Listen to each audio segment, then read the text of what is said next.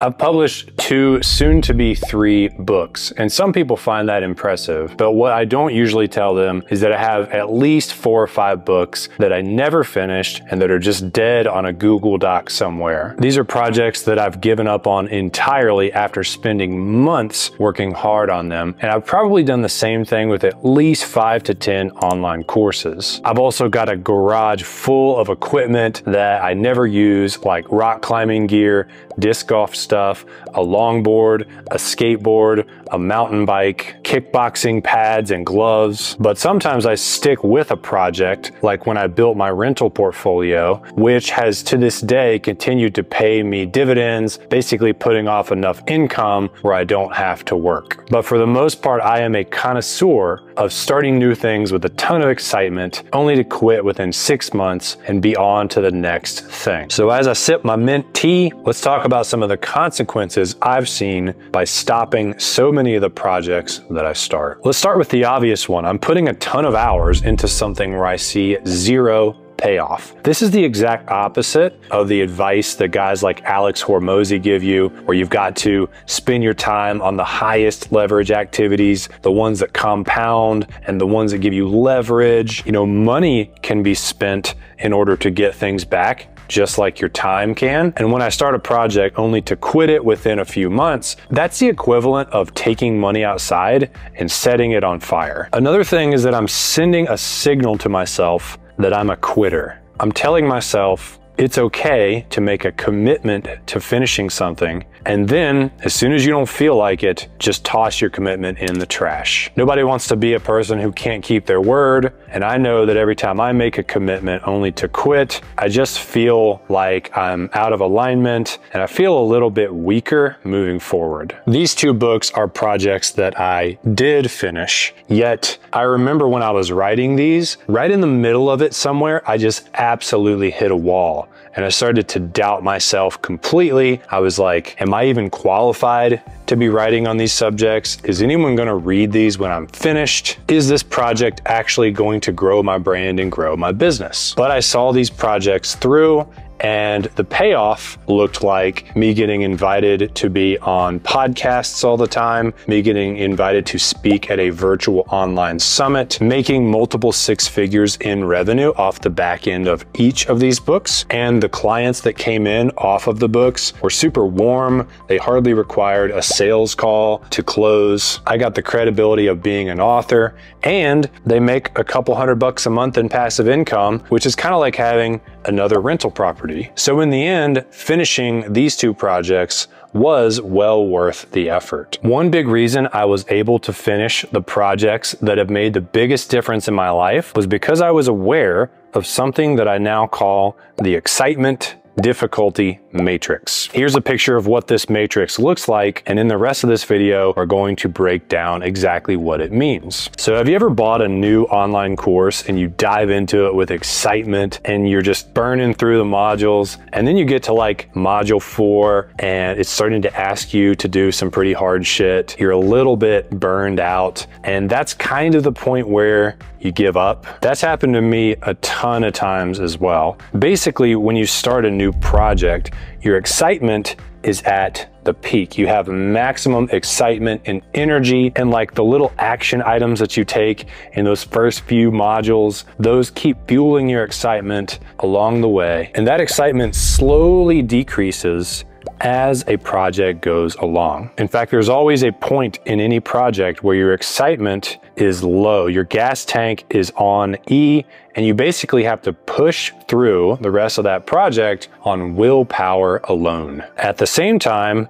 the difficulty when you take on a project actually increases as you go along. For example, it's easy to start your coaching business. You know, you can open your bank account and launch your website, start your Instagram account, start posting content, create your lead magnet. But then you hit this part where it's like, oh shit, I've got to start reaching out to prospects and doing sales calls, and it starts to get hard. And that's actually when most new coaches quit, is when their excitement has decreased and the difficulty of this new project has increased. And when those 2 lines cross, that is what I call the danger zone of quitting. Now, it's unfortunate that it has to be this way, but I do have some good news. Did you notice on the chart where the excitement in the project actually starts to pick back up towards the end and the difficulty actually starts to decrease? When I published both of my books and I was in the phase where the editing and the cover design was almost done, I was just kind of putting the finishing touches on it, and I was getting ready to publish it and reap the fruits of my labor. That's when it started to not only get easier, but it also started to get more exciting. So in my experience, most projects suck the most when you're around 50 to 80%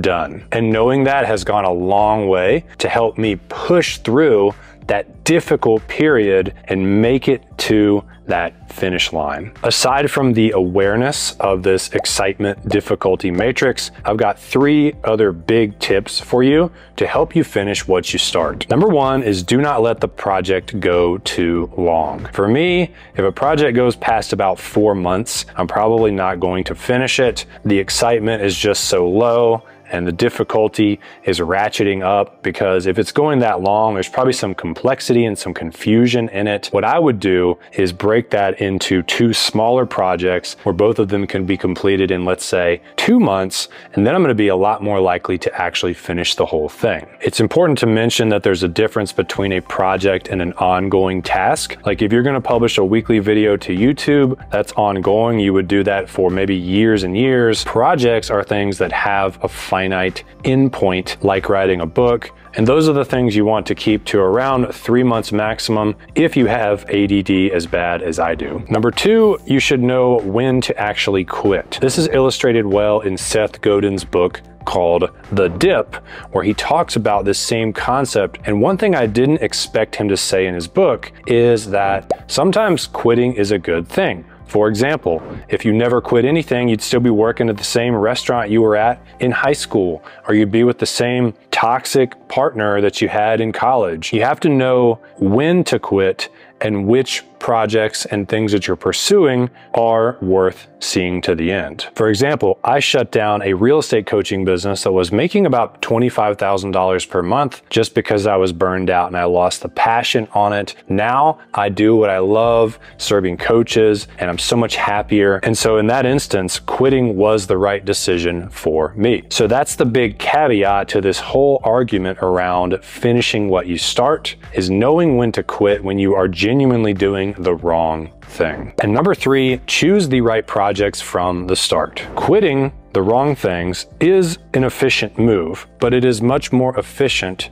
to never have started the wrong thing in the first place. This comes from slowing down and knowing which projects are the right ones for you. In fact, usually the people that are ahead of us in the game, they just know what to work on better than we do. They choose things that are going to be the most impactful for them. I've developed 2 criteria that help me decide which projects I should take on. Criteria number 1 is the project must give me leverage. That's why I like writing books or creating content or courses and things like that, is because I can do it one time and then it can continue to go out there and work for me forever. I learned this from reading Rich Dad, Poor Dad back in the day, and I learned about, making your dollars go work for you. I went and built a portfolio of a few dozen rental properties, and I realized, whoa, making your dollars work for you really is a thing. And so I like to make my projects work for me in that same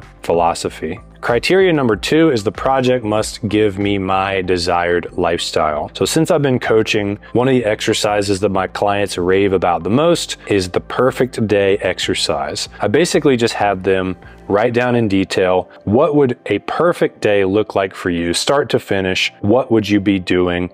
Like a day that you could live over and over again, like the movie Groundhog Day. And that exercise will give you clarity on what you're really going after. What is the lifestyle output that you're actually going for, as Tim Ferriss would say? And then you look at the projects and you say, is this project going to either give me the desired lifestyle, or in some cases, it could actually take away from the lifestyle that you want? For example, I could get excited and decide that I want to book 10 speaking gigs to grow my coaching business. And then once I did it and I was traveling and all that, I'd be like, this actually sucks. I wish I was back at the coffee shop working on another book, because this is not the lifestyle that I was going for. So when you decide to take on your next project, please remember these 4 things. 1, the excitement difficulty matrix exists. There is that danger zone of quitting. There will be that period that you must go through. It will suck and you will require willpower to get through that. There's no getting around it. 2, don't let any project go longer than 3 or 4 months. If it has to, break it into 2 projects. 3, if you're already working on the wrong project, know when to quit. And 4, make sure the projects you choose give you both the leverage and the desired lifestyle that you are seeking. For more content like this, you can join my email newsletter using the link in the description. Lastly, if you want to learn how this concept applies not just to projects, but ongoing tasks, I think you're gonna like this video I made called the 2-year rule, where we talk about the surprising benefits you start to see when you stick with a task for 2 years or more. Thank you guys for being here. Please subscribe. I'll see you next time.